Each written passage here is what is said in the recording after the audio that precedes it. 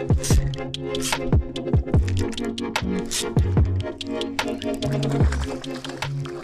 morning, everybody. How are you doing? Griff here. CJ is behind the camera today. How's it going, CJ? I'm doing great, man. How you doing? Good. Long time no see. Yeah, I'm happy to be here with you, brother. Yeah. What are we gonna talk about today? Oh yeah. Some dope shit. Yeah. All right, guys. Today I wanted to have a short discussion on the LIMBoo worm from Zappu. What is the LIMBoo worm? It's a worm. I love it. It's a worm. What else? Yeah. The smell. Would smell like? It smells like corn chips. Oh, so it's got that good scent, good flavor. Yeah. If it smells like corn chips, you know it's gonna be good. Yeah. So the LIMBoo worm is a 4-inch worm made for a Neko or Wacky style presentation. You can pretty much do whatever you really want with it, but what it does is all these ridges that are on there, it gives it a ton of movement. When this thing is sinking, it vibrates super hard. When you wacky rig something like this, you usually get the ends that kind of undulate. I don't know how to say that. They move like this, but these are gonna vibrate. So as this one's sinking, it's just creating a ton of vibration as it falls. Designed by Hata, our friend Hata over here. Yeah, genius, dude. Yeah, genius lure designer. Yeah, the dude is an amazing lure designer. So when I heard that he was bringing a small worm, it kind of tripped me out because you don't usually see him fishing. No, like usually it's throwing like the Dow swimmer, like yeah, crazy something shit. big, something crazy. He's designed a ton of baits, and he holds a ton of world records. It's kind of insane, huh? He had like the Bear Monday record. Yeah. When I was talking to him last time, he showed me pictures of that. And he just got it. Like he went, oh, I got a Bear Monday world record. Let me go to the hookup rope and go fish with these guys. Right? Yeah. Yeah. So amazing fisherman. He's been around for a long time. He really understands how fish think and how they react. So when he designed this worm, and I heard that he was bringing a worm, I had to try it, right? And how was I fishing it? Locally, our fish were, on spawn, coming off spawn, pre-spawn. They were in all the phases. So I just been throwing it in trees, trying to find fish on hard bottom, against hard cover. And that's how I've been catching them. It's kind of like a weightless-ish presentation mostly.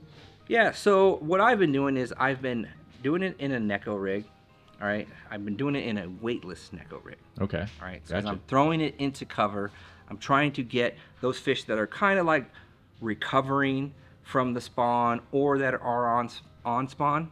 So they're in there, they're kind of hiding, they're up against the trees, they're in there pretty deep, and they're not eating something super fast.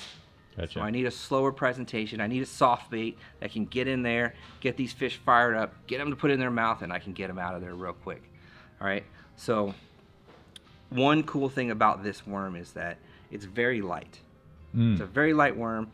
If you feel it, like that out. It doesn't weigh. Yeah, super light. It doesn't weigh anything, right? So what was tripping me out is I would cast it, and as soon as I would lift my rod, it feels like I got like a ½ ounce jig on the rod. Like it's just a lot of pressure. Yeah. So I was just like, I was at first just getting used to how it felt. I was kind of swinging. So it's holding a lot of water in the ridges, and it's giving you a lot of resistance. Nice. You're getting a little bit of feedback, which is nice. Yeah. So it's fishable. It's not just like you throw a Neko worm or a drop shot in there. It's kind of like throw it out there, and it kind of just comes back to you. Yeah. And you only know your bit because you feel the bite. But this one right here, you can cast it out there, and you can work it in place a lot longer. It'll just sit there, kind of shake it, and your rod tip's literally just bending, and you're just like, oh man, is that? And then when you finally start getting your bites, you're like, oh yeah, there is a big difference. I'm getting bit, and I know I'm getting bit, so it's kind of cool that it does that. And I don't know, I'm not sure how the science works in it because it literally weighs nothing. It's kind of like the OSP on a slide does that in a way. If you ever fished it and let it soak up a little bit of water, it gets like a little heavier, and it goes from like a floating bait to a super slow sink. Yeah. Like it's made to take in a little bit of that water to get the right action. Yeah. It seems like it's kind of the same idea. Yeah.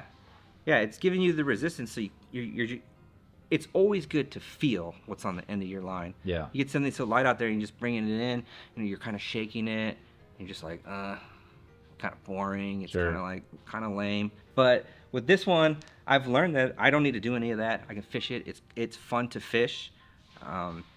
So let me show you the setup I'm using and how I'm fishing it and why I'm using the setup that I'm using. Ooh, I see you got a casting setup there, sir. I do. This is the setup that I'm using. This is the Destroyer Orochi X10 bearing down. Let me give you the stats on the rod. All right, this is gonna sound crazy because I just talked about how light the bait was. So F5.5. 5.5. Yeah. Okay, I like where this is going. 5.5, 6.9. All right, 3/8 to 1.5 ounces is the rating on there. Bro, that sounds crazy when you say it like that. It sounds crazy because, you know, even when I take this off, who's throwing this on a high, medium, heavy? Nobody. No, if anything, they're throwing it on a spinning rod. Right. Not even throwing it on a casting. And that's how I started with the spinning rod, and I learned really quick that I don't need a spinning rod for it. The reason I'm throwing it on this is because, like I said, I'm going into cover. So I need a rod that's strong enough to pull these fish out of cover. Yep. But it casts well.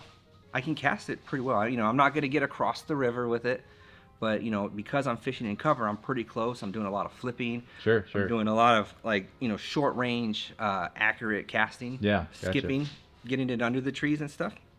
And then, obviously, Steez SV helps with the casting of the lighter bait. I was gonna say it's a lot of the magic's probably in the reel too, just be able to cast that light.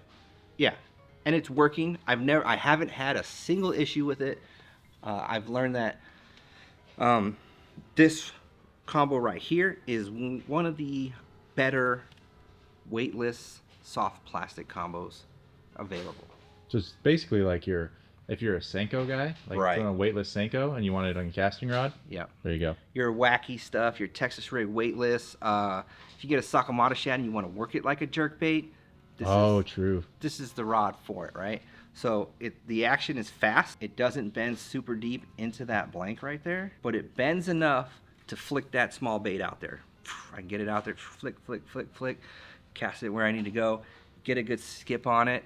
So Still have the backbone to pull them out. yeah, and still have the backbone to pull them out. All right, Griff, I see you. It's a tough rod.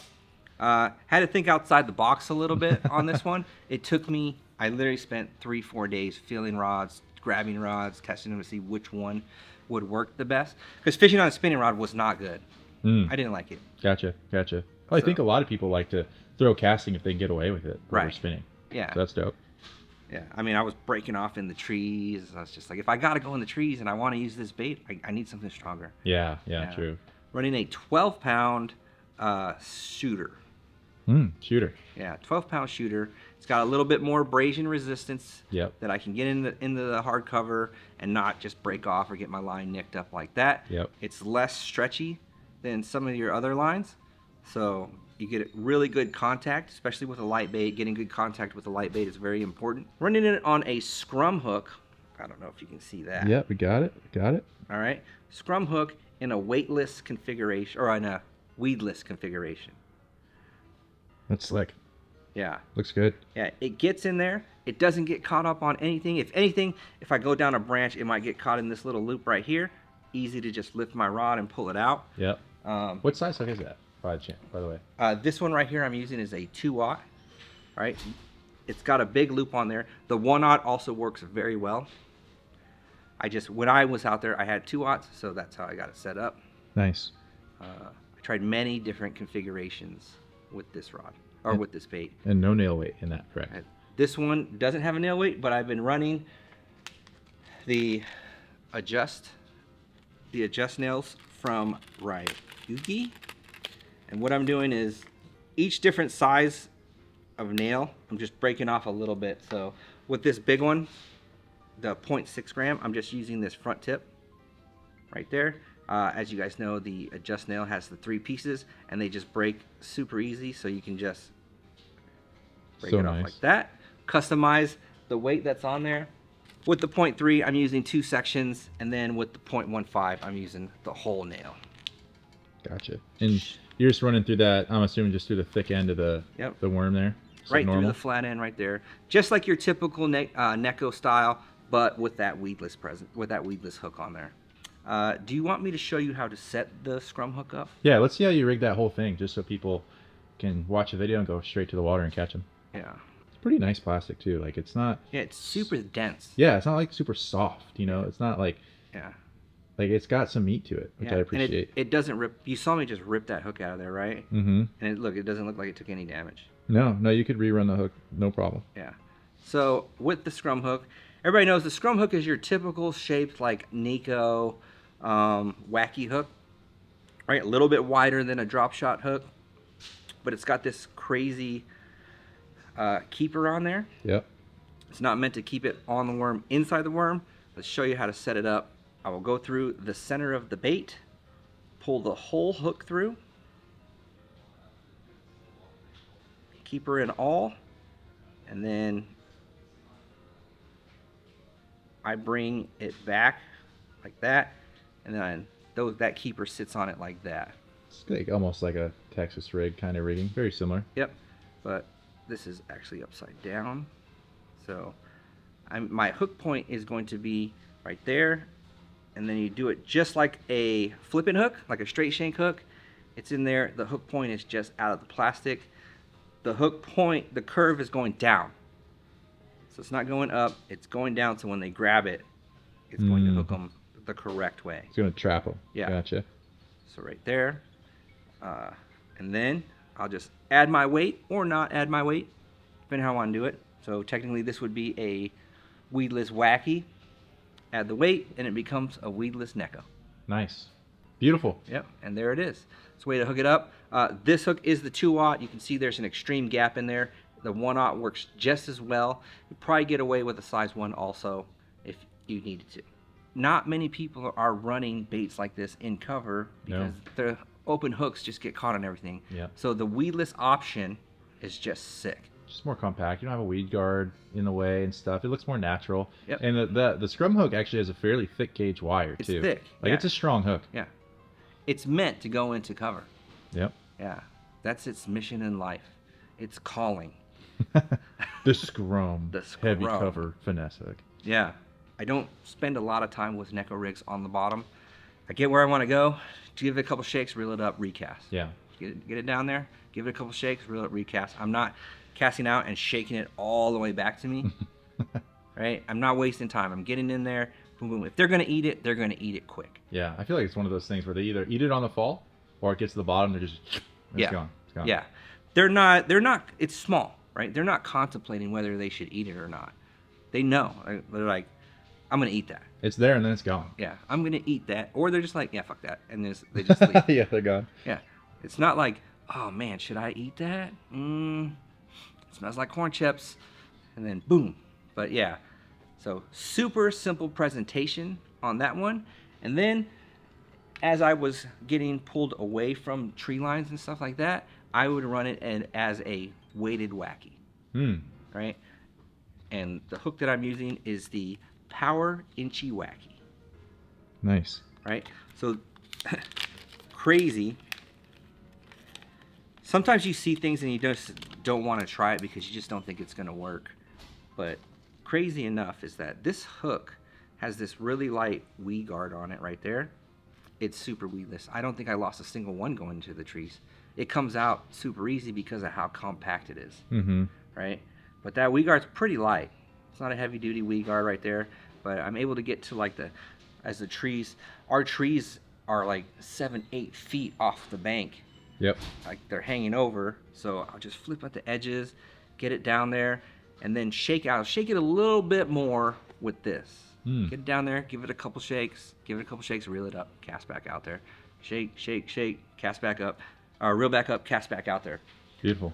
I'm happy they didn't go with a crazy design. Sometimes when there's a new worm on the market, they go like crazy to make it stand out and everything instead of just making a good worm. Right. It's a good fish catching worm. Yeah. I feel like that's what that is. Get the shape right, get the plastic right. Yep. And then put some corn chips in it. Yeah. Yeah. And you're just like, all right, there we go. There we go. It's gonna catch bass. Yeah. And it does. So I've been having a ton of fun with it.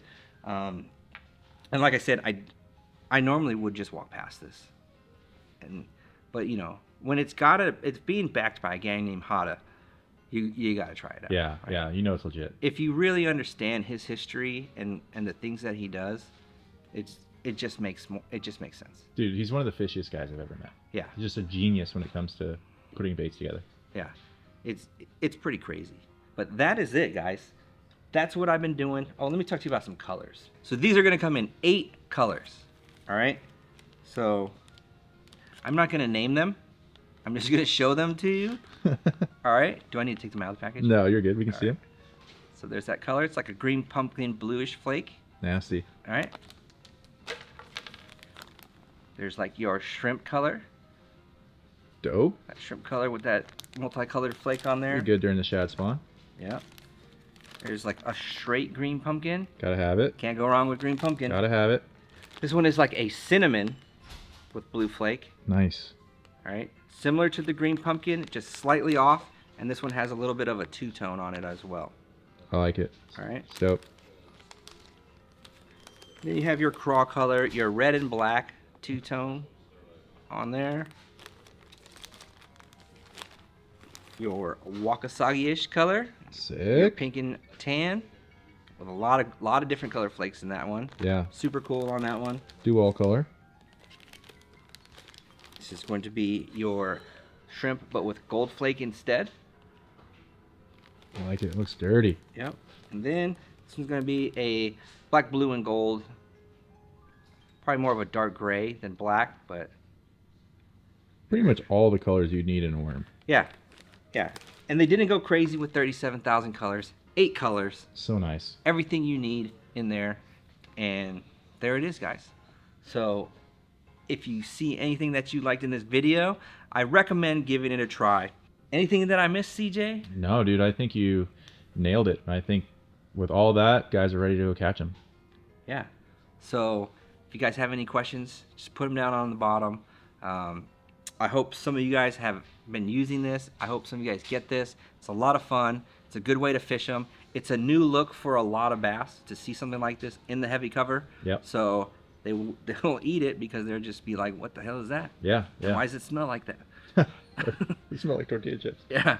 So there it is. So on behalf of everybody here at the Hookup, Ben, myself, CJ, everybody, thank you for your business. Thank you for watching, and have a great day. See you guys.